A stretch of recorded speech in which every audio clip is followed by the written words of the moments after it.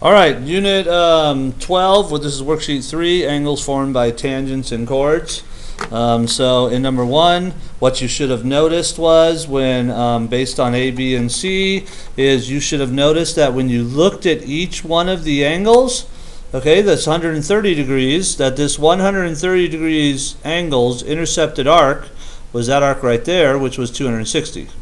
Okay, and then this 50 degree angle, its intercepted arc was 100 degrees. So 50 is half of 100, 260 is half of 130, and if you followed along for B and C, notice 80 is half of 160, 100 is half of 200, 110 is half of 220, 70 is half of 140. So what you should have noticed, that hopefully what you wrote was, is that the angle formed by the tangent and chord was 1/2 of its intercepted arc. Okay, so that was the whole idea of this worksheet right here, is that we were always finding, so we're always noticing that whenever we have an angle that's formed by a tangent line and a chord, it's always, that angle is always going to be half of its intercepted arc. So in number 2, where it says, and I'll zoom this in just so it's maybe a little bit easier to follow. So in number 2, where it says, what is the measure of each arc? So if you notice, we have, where each arc, we're talking about this arc right here, which I just outlined in green. And then the other arc that we're talking about is this arc right here, which I just outlined in silver or gray. Well, that angle right there is 117 degrees, so that means the green arc is going to be twice as big as that. So 2 times 117 is 234 degrees, so the green arc is going to be 234 degrees. And then to find the gray arc, we're just going to take 360 degrees, which that encompasses an entire circle, and from it subtract 234. So 360 minus 234 gives me 126. So the two arcs in number 2 were 234 and 126. Okay. In number 3, what is the value of x? So what we do is, when you're doing these problems and you're finding a variable, just kind of work this through in your mind this way. This is probably the best way to do it. Determine, so is x represents an angle. Okay, so let's follow the two sides of the angle out, which would be that chord and that piece of the tangent, and then denote the intercepted arc for that angle. So that intercepted, so it's that intercepted arc. Now why is that important? Well, it's important because, remember, the angle, because the angle's vertex is right on the circle, that means it's going to be half of its intercepted arc. Well, how much is that brown arc? Well, we don't know, but we do know that this arc over here is 130. So if this arc, which I'm outlining in orange, is 130, and the orange arc and the brown arc encompass the entire circle, that means the brown arc has to be 360 minus 130, 230 degrees. Okay, so the brown arc is 230 degrees, so that means x is half of 230. So 230 divided by 2 is 115 degrees, and that's x in number 2. Okay, in number 3, excuse me. So in number 4, right here, we're solving for x. So if you notice that x is right here, so x denotes an arc. Okay, so the arc that x denotes is this arc right here, which I'm outlining in green. All right, well, if you notice, that arc is bordered by this angle right here. Okay, by that angle right there, which is 70 degrees. So that means x is going to be 70 times 2. The angle is always half of the arc, so if you want to find the arc, you double the angle. So number 4, x is 140 degrees. All right, moving on to number 5, we're going to do the same thing. So we have this angle right here, which is 100 degrees.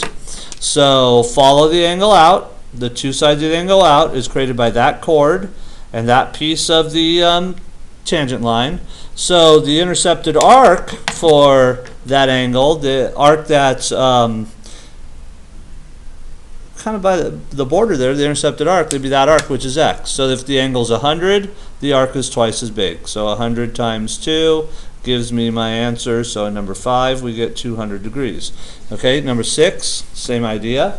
All right, so we have x right here. Well, x is an angle, and the angle that creates that x is that part of that tangent line and that chord. So what's the intercepted arc for that angle? Well, it's this arc right here, which I just denoted in green. So that means the angle is half of the arc. So 160 divided by 2 would give me the answer. So number 6, x is equal to 80 degrees. All right, number 7, we're solving for x. So x is an angle. So let's just kind of follow the two sides of the angle out. That would be one of the sides, and that would be the other side.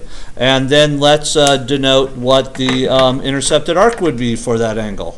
It would be this arc right here, which I'm outlining in orange. Okay. Now I don't know what that is, but I can find it because if you notice, this arc right here, which I'm outlining in gray, is denoted as 250 degrees. And the gray arc and the orange arc, they encompass the entire circle. So an entire circle is 360 degrees.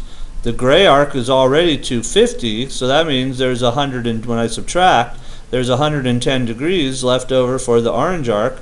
And that means then the angle that has the orange arc, 110 as its intercepted arc, is going to be half. So that means x is going to be half of 110, so I divide by 2. Number 7, x is equal to 55 degrees.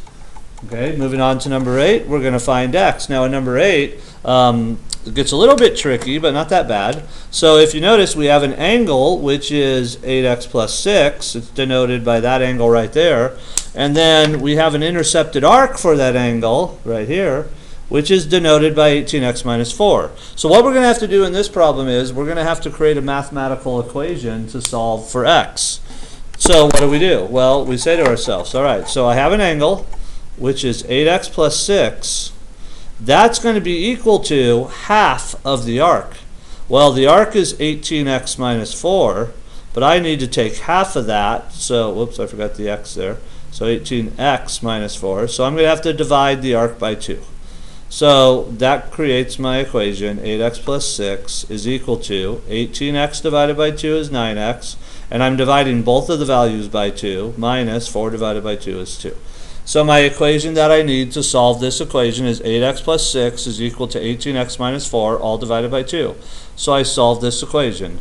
I'm going to subtract 8 x's from each side because I have more x's on the right side of the equation. Okay, those cancel out. My new equation becomes 6 is equal to x minus 2. And then I add 2 to both sides of the equation. And the 2's cancel out, and I get x is equal to 8. So number 8, x is going to be equal to 8. Okay, we're going to do the same concept for number 9 right here. We're going to take this angle right here, which is denoted as 5x plus 5. We're going to make it equal to that angle's intercepted arc, which is denoted by the expression 8x plus 32. But remember, there's no way this angle right here, which is created by that chord and that part of the tangent line, there's no way that angle is going to be equal to its intercepted arc. It's always half of its intercepted arc. So I have to take half of the arc. Well, how do I mathematically take half of something? I divide it all by 2. So this gives me the equation 5x plus 5 is equal to 8x divided by 2 is 4x plus 32 divided by 2 is 16.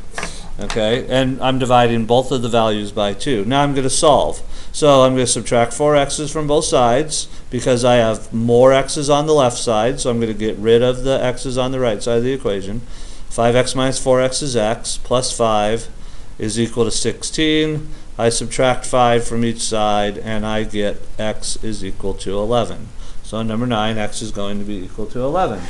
Okay, turning it over to the other side. All right, so in this problem right here, what is the measure of arc DCB? Whoops, can't see that. What is the measure of arc DCB? So I'm going to use a marker. I'm going to outline arc DCB. Now, if you get 3 letters to denote an arc, what that means is that we want to start the arc at D. We want to go in the direction of where C is, okay, but then I have to stop at the 3rd letter B. So I'm going to start at D, I'm going to go through C, and I'm going to stop at B. So that's the arc that I'm trying to find right there. Okay, so if you notice, this arc, DCB, is the sum of arc D to C, which is 176 degrees, plus the arc C to B, which is 89 degrees. And notice I don't double the angle to find the arc because these angles are in the center. They're called central angles. So arc DCB would be 176 plus 89. All right, so 176 added to 89 is 265. So arc DCB is 265 degrees. Okay, the next one, arc B to D. So arc B to D is just this arc right here. Well, if you notice, arc B to D would be it's what's missing from the entire circle. So we know this entire brown arc is 265, and the brown arc and the orange arc encompass the entire circle. So to find the orange arc, I'm just going to take the entire circle, which is 360, and subtract 265 degrees from it, and that's going to give me my arc B to D. So 360 minus 265 gives me 95. So arc B to D is going to be 95 degrees. And number 11, what is the measure of the inscribed angle? So the inscribed angle would be, remember, an inscribed angle is an angle whose vertex is on the circle. So we are talking about this angle right here, created by that chord and created by that chord. Now, to find, so we're trying to find that angle right there. Okay, so to find that angle, I need to first find how many degrees the intercepted arc is of that angle, which would be that arc right there, which I just outlined in orange. Well, to do that, if you notice, I've already got one arc, which is 124, which would be that from there to there. I've got another arc, which is 58, which is there to there. And if you notice, the 124 arc and the 58 arc and the orange arc, they encompass the entire circle. So that means if I add up 124 and 58, that would add up to 182 degrees. And then I subtract 182 from 360 because 360 would encompass the entire circle. So 360, take away 182, that's 178. So that means this orange arc is 178 degrees.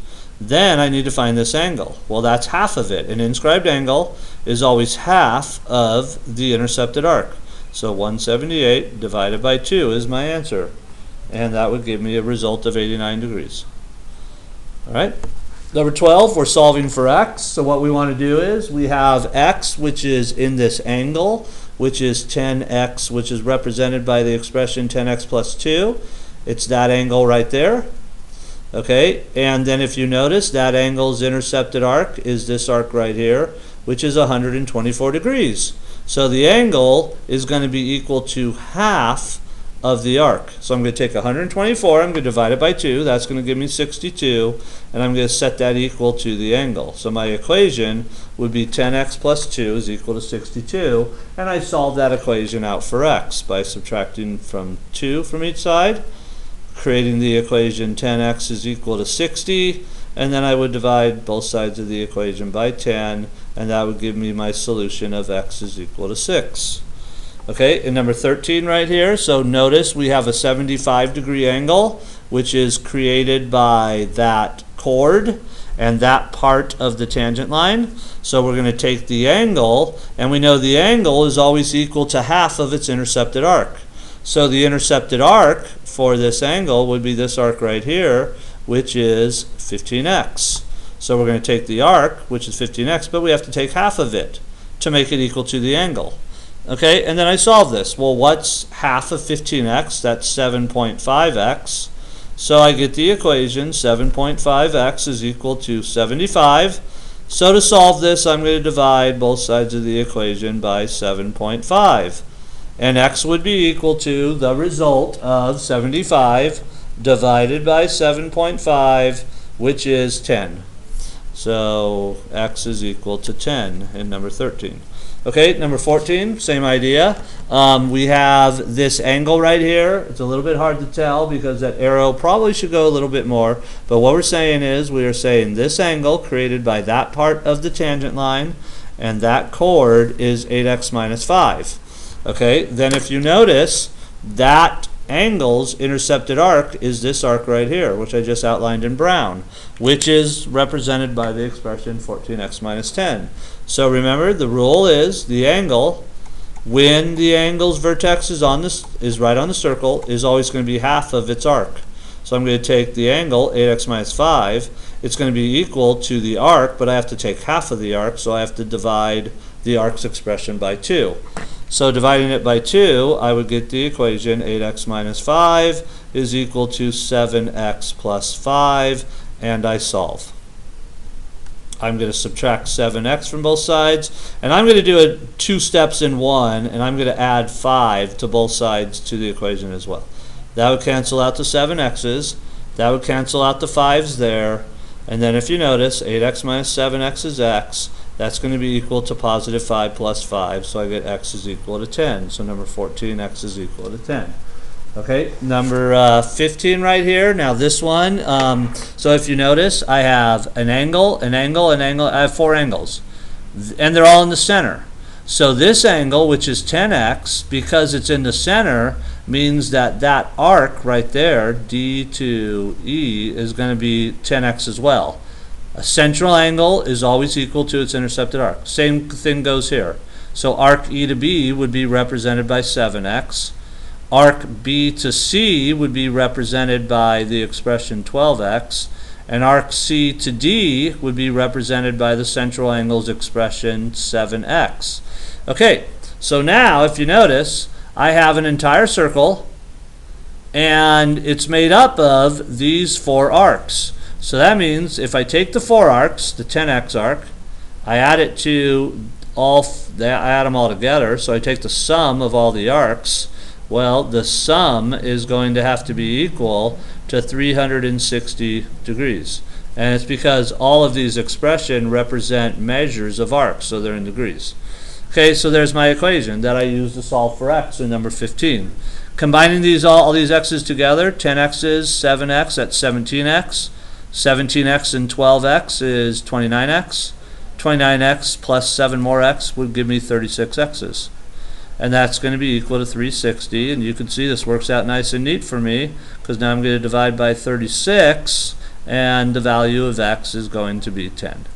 Okay, so number 5, x is going to be 10. All right? Okay, so in number 16 through 18, it says solve for x using the quadratic formula. So this is a good exercise into applying the quadratic formula. So if you remember, if you forgot, the quadratic formula is x equals negative b plus or minus the square root of b squared minus 4 times a times c, and then we divide that entire formula by 2 times a. Thank you for those of you who submitted you singing the song of this to, I guess you could sing it to Row, Row, Row Your Boat, or Pop Goes the Weasel. Okay, or there was that hip-hop version of that guy from Germany who sang it. YouTube it if you want to know the formula. Okay, so remember, in order to know the value for a, b, and c from a quadratic is any equation where the highest exponent is 2, yet the equation has to be set equal to 0. So number 16, the equation is set equal to 0. So that means that a value is 3. A value is always the coefficient number. It's the number in front of the x squared. Your b value would be negative 6. Your b value is always the number in front of the x, okay, the coefficient, negative 6. And then my c value would be positive 2. The c value is always the number that has no variable next to it. But remember, you can't denote what a, b, and c are until the equation is actually equal to 0. Once I denote this, I plug it into my formula. I substitute into my formula. So substituting this in, I'm going to get x is equal to, now the formula starts off with negative b. That means you put the opposite of what b is. B is negative 6, so the opposite of that is positive 6. Plus or minus the square root, and then it's going to be b squared, so negative 6 squared. Put it in parentheses, just take my word for it, do it. Oh, messed up. Minus 4 times the a value, which is 3, times the c value, which is 2. And then I'm going to divide all of that by 2 times the a value, so that's going to be 2 times 3. Okay, and then what I do is I work this out. So remember, the first part that you work out is when you're simplifying the quadratic formula, always work out the inside of the parentheses first. So I'm going to type in the inside of the square root first. So I'm going to type in that entire thing. -6 to the second power minus 4 times 3, and I use parentheses because I'm going to type it in exactly like I put it, and then I get 12. So simplifying this becomes 6 plus or minus the square root of 12, all divided by 6. Okay, and now when I solve this, I have two choices. I could either actually find the square root of 12 and get a decimal, which will give me decimal answers, or I could take the number 12 and I could just simplify it as a radical. I'm going to do that. I'm going to factor tree 12 to simplify. So 12 factors into 4 times 3. 3 is prime, so I stop my factor there. 4, though, becomes 2 and 2, and those are prime. So if you notice, 12, if I rewrite it, it rewrites as 2 times 2 times 3. Okay, that's called the prime factors of that. So that means when I simplify this, I get 6 plus or minus, and then because I have an identical 2's, square root of 12 would simplify to 2 square root 3, all divided by 6. Okay, and now you're done, unless you can take all the normal numbers, not the square root number, not the radical number, the normal numbers. Can I divide all of those by a particular number? Yes. I could divide all the normal numbers by 2, so I can simplify this problem. 6 divided by 2 is 3, plus or minus. 2 divided by 2 is 1, so really here I have 1 square root of 3. I'm just going to write square root of 3. I don't have to put the 1 there. All divided by 6 divided by 2 is 3. So there is my answer right there. Okay, now, please, when you get to this point, do not divide all of these numbers by 3 and turn them all into 1. You can't do that because that's a radical number. So the only time you can divide is you can just divide all the normal numbers, not the radical number, to reduce it. Okay, number 17, moving on. Number 17, we have a minus 10 here. So remember, before we use the quadratic formula, we have to make the problem, the equation, equal to 0. So a simple fix is I add 10. Now watch what happens when I add 10. I get x squared minus 2x plus 10 to the left of the equal sign equals, and then minus 10 plus 10 is 0. So now I have, I can now denote my a, b, and c. So my a value would be 1, the number in front of the x squared. If there's no number there, it's a 1. My b value would be negative 2. B value is always the coefficient number in front of the x. And my c value would be positive 10. Substituting these values into the quadratic formula, I get x equals the opposite of b, that's what negative b means, so that's 2, plus or minus the square root of b squared, so I'm going to go negative 2 squared, and once again, when you're substituting these values in, put them in parentheses. It makes it a lot easier when you calculate. Minus 4 times the a value, which is 1, times the c value, which is 10, and then I'm going to divide that entire formula by 2 times the a value, which would be 2 times 1. Okay, so now when I simplify this out, I always work out the inside of the square root first. And because I have a decent calculator, an old graphing calculator, I could use the parentheses function.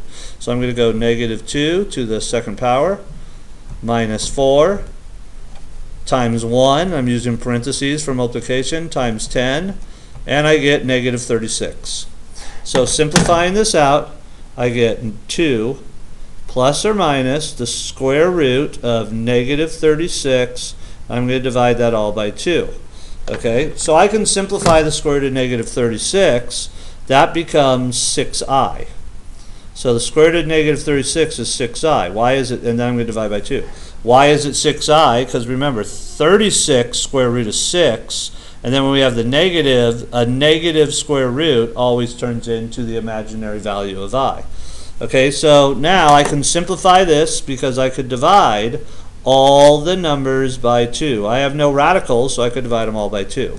So that gives me 2 divided by 2 is 1, plus or minus 6i divided by 2 is 3i, all over 2 divided by 2 is 1, so I don't have to put the denominator as 1. There's my answer to number 17. Number 18. Number 18 is equal to 0, so I could denote my a value as 1.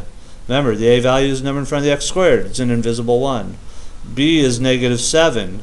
C is 10.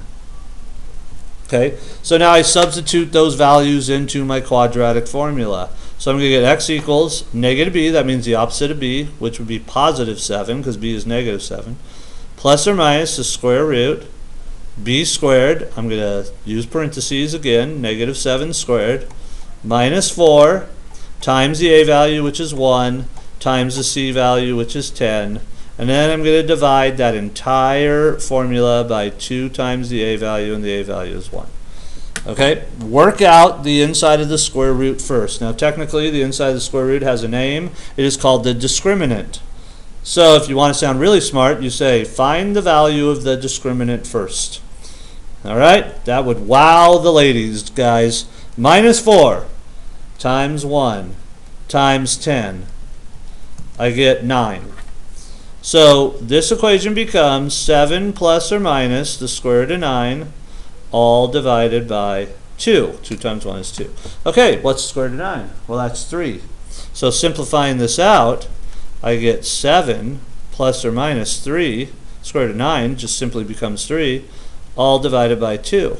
Okay, so now when I get this, I'm going to come up with 2 concrete numbers for answers. I'm not going to have a weird looking answer like this in radical form, and I'm not going to have an imaginary number.